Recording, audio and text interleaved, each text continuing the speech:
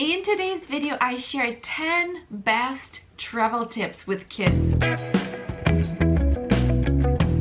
Hello and welcome to my channel. My name is Yana and I have two little boys ages 5 and 2. I cannot say that we travel too much, but we definitely are doing 2 trips a year. And by trips, I mean airplane, like flying.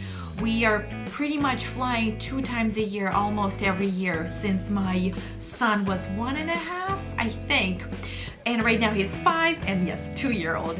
So I would love to share with you my best tips that I feel like are extremely helpful for myself to remember while we're traveling with little ones, and I hope they're going to help you as well. These are mentioned in no particular order. I'm just telling you everything that I could remember and things that are like popping into my mind that are like a must for me to remember. So number 1, bring extra clothes. You never know what can happen with kids. Well, if you have kids, then you probably know how many outfits a day they're going through, especially if they're on the smaller side. They get pretty messy, and I'm going to say bring extra clothes for you and your children.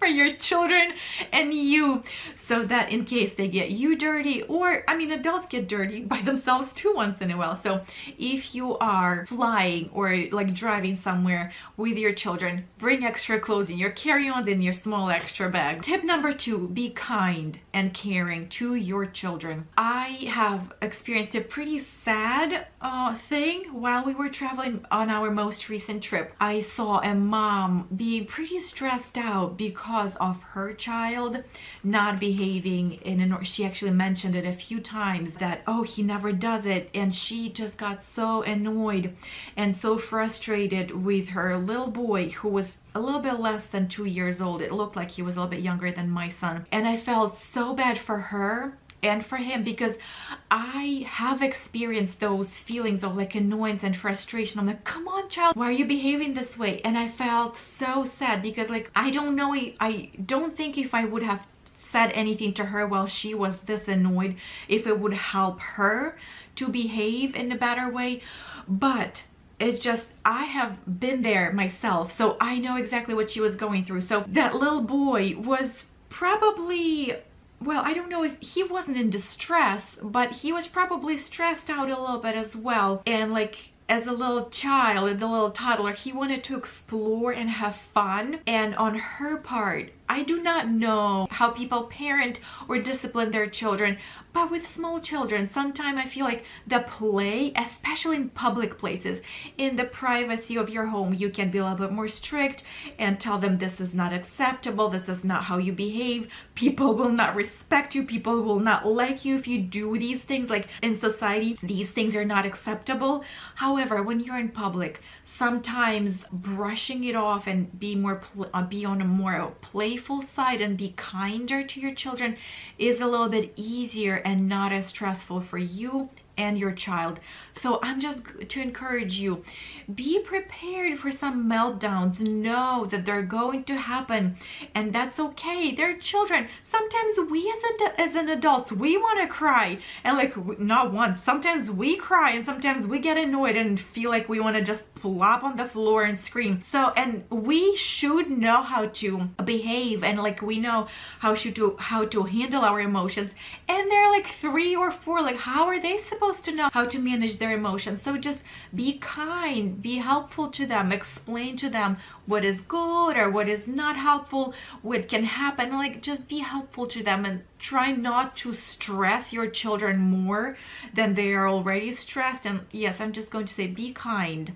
And like if you are, this is going to be a world of a difference for you, your children, and for other people who see you interacting with your children. And number 3 kind of goes along the lines of the number 2. Make a list of the things that your children enjoy. And I'm saying a list because when you are in a stressed out mode, it might be very difficult to come up with those things. And by the things, I mean, does your child like tickling? Do they like hugs? Do they like kisses, snuggles? Do they like when you sing? Do they like a particular song that you're singing?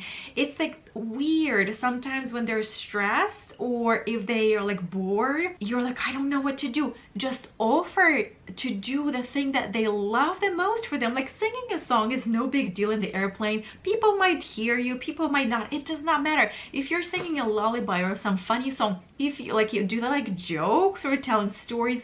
Do you like playing some kind of finger game or something like this? Just try to make a list of those items, and if you see that your child needs some help or attention or comfort, offer to do those things. Do they like back rubs? Do they like hair rubs? All of us, not all, actually not all of us. Some kids don't like those things, but yes, make a list of those things and do that for your child when they need it. Number 4 could potentially be my last tip because it's like a summarizing of all, but whatever, let it just be number 4 because I put it on the list as number 4. Remember, this is not a vacation. This is a trip. It's like an everyday. If you're going to a grocery store, it's nothing like extremely pleasurable. You have to do it. So same thing with going on vacation or on a trip. Sometimes people get in the mode of, oh, this is vacation. I'm not supposed to be doing anything. I need to relax and enjoy myself. And when you're traveling by yourself, maybe, but that's not always the case because travel sometimes can get a little bit stressful. So even with traveling, all adults only can get a little bit stressful. With children, you will never have a real, true, like relaxing vacation with children because you have to tend to them, you have to do things, change diapers, get snacks, take care of the water, and like all other craziness that have to potentially happen with children. So do not get into vacation zone or mode because you will be disappointed and you will get frustrated. So just be prepared that this is not a vacation, this is a trip that you have to get through. Number 5, bring lots of snacks that your children like. I have made a separate video about things we put in our kids' carry-ons and like goodie bags, travel goodie bags for kids. I'm going to link it up in the cards here and I'm going to put it in the description of this video. So bring lots of snacks that your kids enjoy. Do not bring new snacks, but bring things that they love so that they can be entertained and enjoy the trip very, very much. Tip number 6 is try not to bring any more things than you need to. It is very difficult, especially with children. You feel like, oh, I will need this and I will need that. Yes, it can get very tricky, especially as like I mentioned, number 1, bring extra clothes for you and your little one. But try to bring few toys, try to bring some snacks. I mean, to a reasonable point. You know how much your child eats. Like he cannot eat or like she cannot eat like 10 times more. So just bring a limited number of things so that you don't have to carry it all, because you will end up carrying your children, your backpack, their backpacks, the stroller, and all kinds of things. And it can get a little bit overwhelming if it's too much that you have to remember and not lose in the airport somewhere. So be very cautious of what is coming into your carry-on bag. Number 7 is dress in layers. And I'm sure you have heard this before. I thought I need to mention that one more time because especially right now, I'm recording this in April. The weather is still changing a lot. And I guess it does not matter what time I'm recording because no matter where you're going or where from you're going, it can get very cold in the airports, in the airplanes, and depending on which locations you're going, it could be either hot or cold weather. So I feel like being prepared with multiple layers. So in case if it's cold, you can just wear everything that you have with you. And if it's pleasant, you can just slowly take things off and put them in the bag. Just make sure that you are comfortable and your children are comfortable so that no one is sweating or no one is super cold and like crying for reasons that you could have prevented those things. So yes, dressing in layers is a very helpful thing to remember. Number 8, book your flight at the time that you are comfortable flying. For me personally, it is the daytime. I have traveled, I do not remember, either once, maybe it was just once. because that was a pretty difficult experience for me. Not sure if it was twice, but definitely once with my son when he was, I think, 1.5 or 2.5. I'm not sure. We flew overnight from California to Philadelphia, Pennsylvania. It was a very, very difficult trip for me because, I mean, I need my sleep. I wanted to sleep. And I know that sitting up and trying to sleep is difficult enough already for me. I have scoliosis, so I have back pain once in a while, not regularly, but if you're trying to sit for so long, I do get backaches and like I get uncomfortable. In addition to that, like sleeping, it's uncomfortable. My neck hurts because I cannot sleep sitting up. And the last drop, which was like the hardest thing ever, my son wanted to sleep on me. Obviously, he's a little boy. He wants mommy's comfort. Nothing wrong with that. It's an obvious thing to happen. I guess I thought it will be not as bad, but it was a very, very difficult night for me that I had to hold him in some way so that he can sleep somewhat comfortably. I was all extremely uncomfortable myself, and getting through that night was so tough. I don't even know if it was tougher than having a newborn, because you're like awake and tired and in pain and like trying to care so that your child doesn't fall on the floor or something like this. It was a very difficult night. So that was the moment when I made the decision that I'm never flying overnight with my children unless like I have to. Like I know that some international flights overnight are overnight.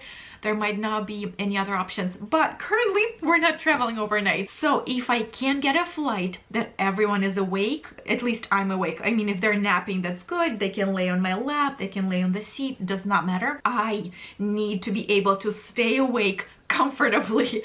So even if the flight is slightly more expensive, it is so worth it to not get on the overnight plane and like be your normal self.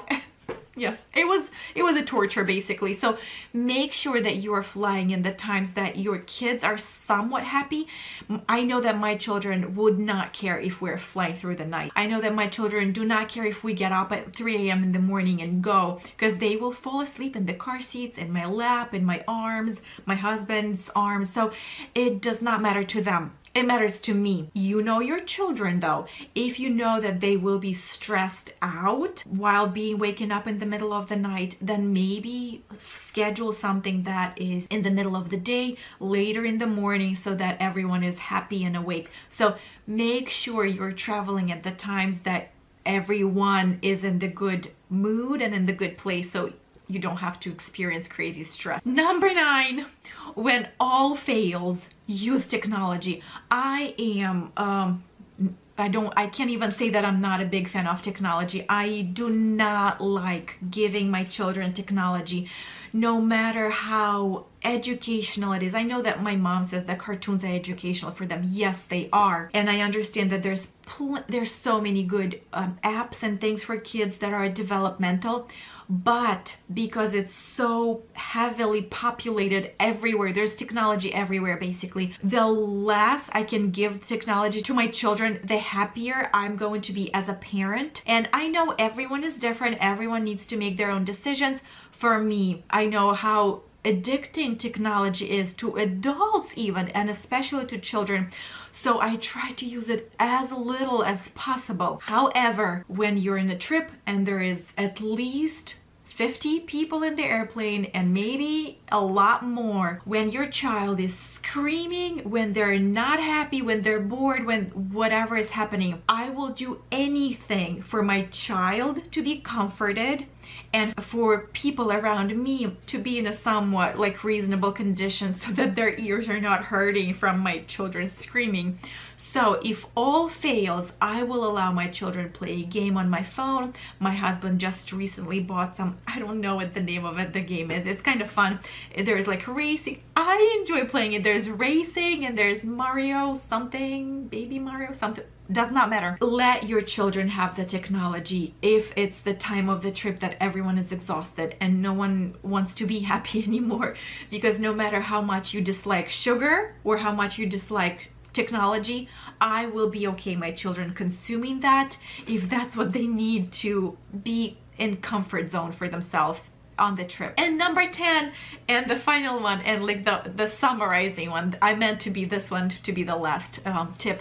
Enjoy your time with your children, because I know that things can get stressful on the trips, but things can get stressful in like everyday life as well. While you're being on the airplane, it is a whole day of your life. If you are miserable, if your children are miserable, that because this is a unique experience to your life, you are going to remember it. You know how sometimes people say, oh, time is just flying by, like I don't remember where my days are going by. That's because you are going and doing all the routine things, and that's why you don't remember them. Your brain, I guess our brains are made the way that routines are comfortable for us and they don't stress us out. There's nothing bright that our brains need to remember, and it's the least work that they have to do. When there is anything that out of ordinary and something that is unique, your brain and your children's minds are going to remember it. And if you do not make a point of trying to enjoy that experience, you will remember it as a miserable, unhappy experience for you and your children. And same, your children will remember it. Oh my goodness, I did not enjoy traveling with my mom because she would get all stressed out. So just try to enjoy it as much as possible. Be prepared for stressful and bad experiences happening on the trip. And if you know that they're going to happen, you know it and you're prepared. There is nothing else that you should be stressed about. Oh, the poo came out of the diaper. This is expected. This is normal. There's nothing else to be stressed about. So, and like many other things.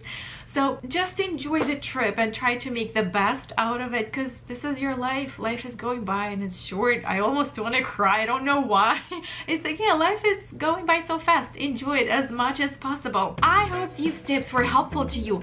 I hope you enjoy your trip and be as prepared as possible, and your children and you have fun while you're traveling. If you are traveling somewhere, please let me know in the comments below what you're planning on doing this summer, or not summer, any time of the year, whatever you're traveling. I would love to know. It's always like a little peek into people's lives. So interesting. So yes, leave me a comment below or message me on social media.